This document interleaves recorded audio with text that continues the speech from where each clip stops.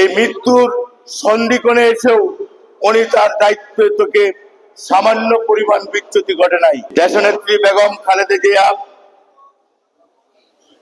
একটি ইতিহাসের নাম। মহিষী নারী গণমানুষের অধিকার আন্দোলনের পথিকৃৎ।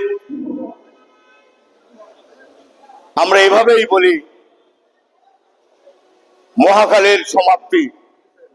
আমরা সবাই ব্যথাতুর, কষ্টে আছি। পরিবারের অভিভাবকদের কথা অনেক সময় আমরা অগ্রাহ্য করে থাকি, কিন্তু এই মহিষী নারী যতদিন নেতৃত্ব দিয়েছেন, যারা ছাত্র দল থেকে আজকে পর্যন্ত আসছে, তারা কোনো একজন সৈনিক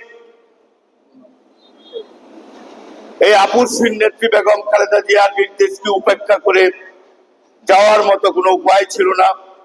কারণ উনি এদেশের মাটি, মানুষ, স্বাধীনতা, সার্বভৌমত্ব এবং গণতন্ত্রের জন্য অক্লান্ত পরিশ্রম করেছেন, যার প্রমাণ এই মৃত্যুর সন্ধিক্ষণে এসেও উনি তার দায়িত্ব থেকে সামান্য পরিমাণ বিচ্যুতি ঘটে নাই। আসুন আজকে সকলেই আমরা সেই মহিষী নারী, শুধু বাংলাদেশেই নয়, তৃতীয় বিশ্বেই নয়, সারা পৃথিবীতে গণতান্ত্রিক রাষ্ট্র যেগুলো আছে, সকলেই এই মহিষী নারীর সেই আপসহীন নেতৃত্বের কথা জানে, তার ইতিহাস শুনেছে। আসুন আমরা এই দোয়ার মাধ্যমে আল্লাহ পাকের কাছে প্রার্থনা করে সেই মহান নেত্রীর সমস্ত ভুল ভ্রান্তি ক্ষমা করে দিয়ে বেহেশতের সর্বোচ্চ স্থানে তাকে আসীন করুক। আমরা সকলেই বলি আমিন।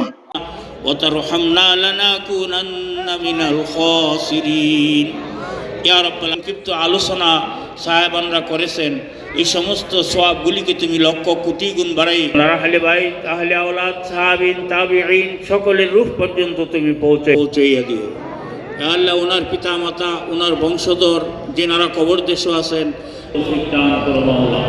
ইয়া রাব্বাল আলামিন, ওনার বংশধর সকলকে তুমি ইয়া আল্লাহ জানে মালিক, আল্লাহ যারা আয়োজন করেছেন, মেহেরবানি করে ওনাদের আয়োজনকে তুমি কবুল মঞ্জুর করে পরবর্তীতে করার জন্য তুমি তৌফিক দান করিও আল্লাহ। ইয়া রাব্বাল আলামিন, সকলের মনে